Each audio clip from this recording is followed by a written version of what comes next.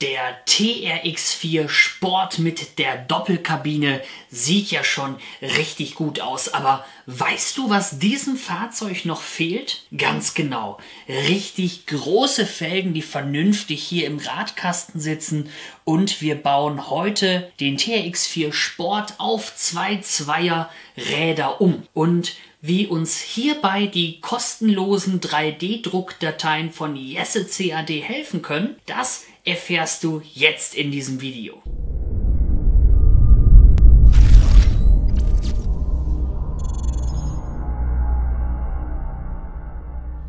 Ich beginne zunächst mit den Felgen und deren Besonderheiten. Diese sind nämlich 3D gedruckt. Dann geht es weiter. Wie montiere ich denn zwei Zweierräder auf diese Beadlock-Felgen?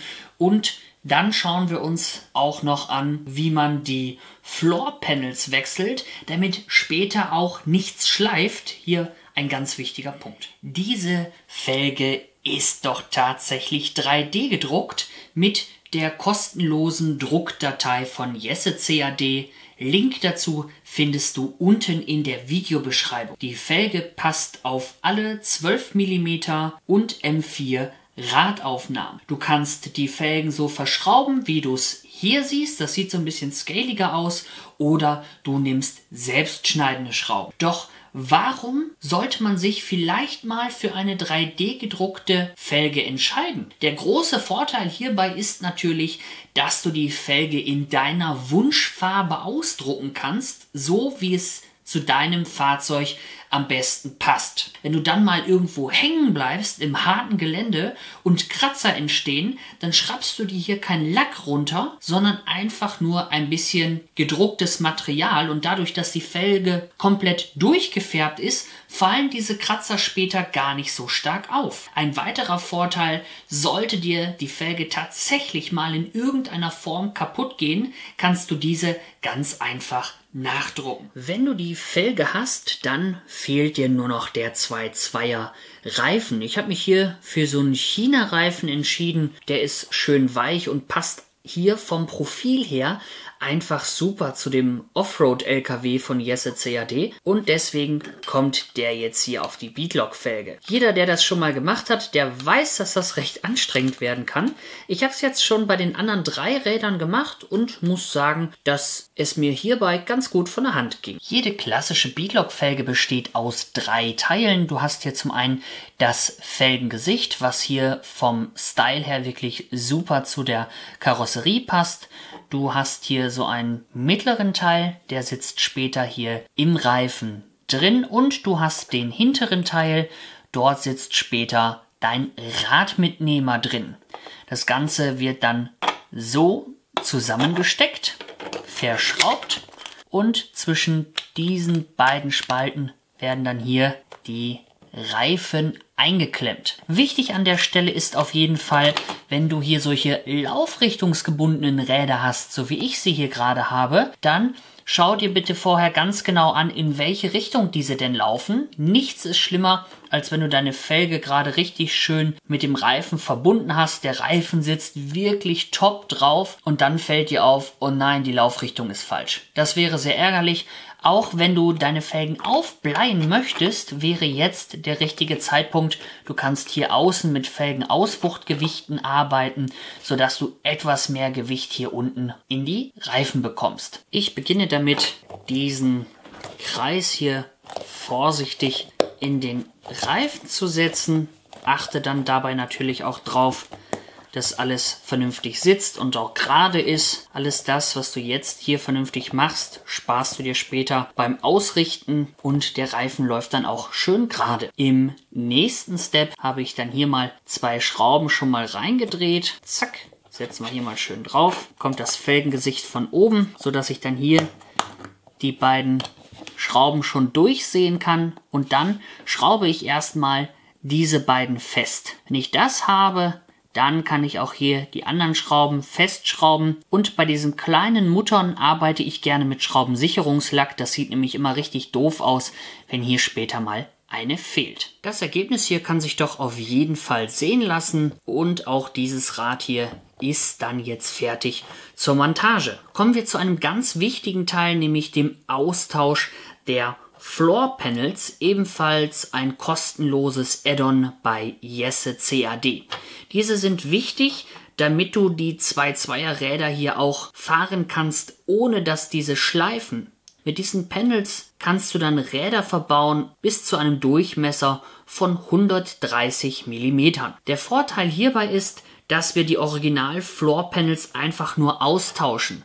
Wir fangen also jetzt nicht an, das TRX4 Chassis zu zersägen und da irgendetwas anzupassen, sondern wir tauschen diese Floor Panels einfach aus, und wenn dir das Ganze nicht mehr gefallen sollte oder du dein Fahrzeug später mal verkaufen möchtest, dann kannst du es somit auch ganz einfach wieder zurückrüsten. Ebenfalls eine tolle Sache, du brauchst hierzu keine Extraschrauben kaufen, du kannst einfach die Schrauben von Traxxas übernehmen. Wichtiger Hinweis an der Stelle: Das gilt hier natürlich nicht nur für den TRX4, sondern diese Teile hier bekommst du auch für das Injora-Chassis zum Beispiel. Das ist ein Traxxas TRX4-Klon. Da ist eine Position hier etwas anders. Das schau dir am besten auf der Seite von Jesse CAD mal an.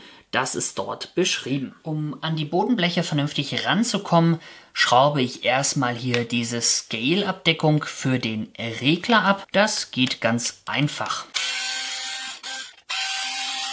Nachdem ich diese beiden Schrauben gelöst habe, gehe ich dann noch hier einmal unten dran und löse auch hier diese Schraube und kann dann hier diese Abdeckung ganz einfach abnehmen. Der Auspuff ist dann auch gleich mit ab und dann kann man das hier schon mal lösen. Weiter geht's auf der anderen Seite. Auch hier werden erstmal die beiden Schrauben gelöst. Wenn du die beiden Schrauben gelöst hast, kannst du auch den Deckel hier für den Empfänger einmal abnehmen. Wir sehen jetzt hier unsere Empfängerbox und das hier sind unsere Bodenbleche, die wir jetzt hier austauschen, damit es hier später nicht schleift. Wir müssen jetzt also schauen, wo ist der Empfänger festgeschraubt und auf der anderen Seite, wo ist der Regler festgeschraubt. Die wasserfeste Empfängerbox ist unterhalb des Fahrzeugs mit 2 Schrauben fixiert. Diese bitte einmal lösen und der Regler ist hier oberhalb mit 2 Schrauben fixiert. Auch das hier einfach lösen. Wie du siehst, ist das hier dann alles schön locker. Jetzt einfach nochmal hier die beiden Schrauben lösen für dieses Mittelstück. Dann hier deine Antenne abmachen und dann kannst du diese Floor Panels vom Leiterrahmen lösen. Schau mal, da gibt es auch 1, 2, 3 Schrauben. Sowas in der Art, vielleicht auch nur 2 Schrauben. Schaue ich gleich mal. Und dann kannst du die einmal komplett runternehmen und gegen die 3D gedruckten Panels ersetzen. So, ich habe jetzt hier hinten das Ganze mal gelöst. Hier gibt es jetzt kein Panel mehr, wie man sieht. So sieht das Ganze aus. Und es waren tatsächlich sogar 4 Schrauben. 1, 2, 3, 4. Das neue Bodenblech wird nur noch mit 2 Schrauben festgemacht. Das ist ja deutlich kürzer. Aber diese Schrauben hier wirst du brauchen, um deine Kabelführungen hier nochmal wieder vernünftig dran zu schrauben. Das Praktische bei den 3D gedruckten Sachen ist, dass du es eigentlich gar nicht verwechseln kannst. Hier steht nämlich einmal vorne links und bei dem anderen steht dann vorne rechts drin. Es sollte also keine Schwierigkeiten geben. Ansonsten schau dir doch einfach mal das Originalpanel mal an und halt mal das andere daneben und du siehst schon, das, was wir brauchen an Bohrungen, ist auf jeden Fall da und kann dann gleich weiter genutzt werden. Ich baue die beiden Seiten jetzt um und zeige dir jetzt das fertige Ergebnis. Die Bodenbleche passen wirklich super und wie du siehst, haben wir jetzt hier richtig Freiraum. Ich kann hier nochmal so ein Bodenblech, so ein altes daneben halten. Guck mal hier, das ist doch mal ein richtiger Unterschied. Wir haben richtig schön Platz. Die Passgenauigkeit war auch wirklich klasse. Jetzt ist es richtig schön luftig und wir können gleich unsere 2-2er Räder montieren. Selbst hier unsere kleine Madenschraube hier für unsere Antenne, selbst daran wurde gedacht, finde ich sehr schön. Passt wirklich super. Ich montiere jetzt die Abdeckung für den Regler und für die Empfängerbox, dass wir auch diese schöne scalige Optik wieder haben. Und ich montiere natürlich auch die 2-2er Räder. Das brauche ich dir nicht zeigen. Du weißt, wie man Räder draufsetzt.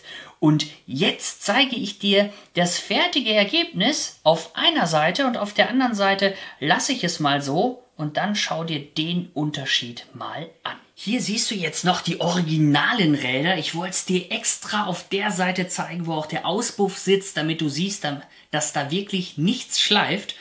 Und boah, Alter, das ist so ein Unterschied. Achtung, merk es dir, merk es dir. Schau mal, wir sehen schon. Der Reifen hier, der ist ein kleines bisschen schmaler, aber durch die 2,2er Größe kommt er jetzt natürlich auch noch mal ein ganz kleines bisschen hoch bei der Bodenfreiheit. Und dieser etwas schmalere Reifen, der steht ihm wirklich gut.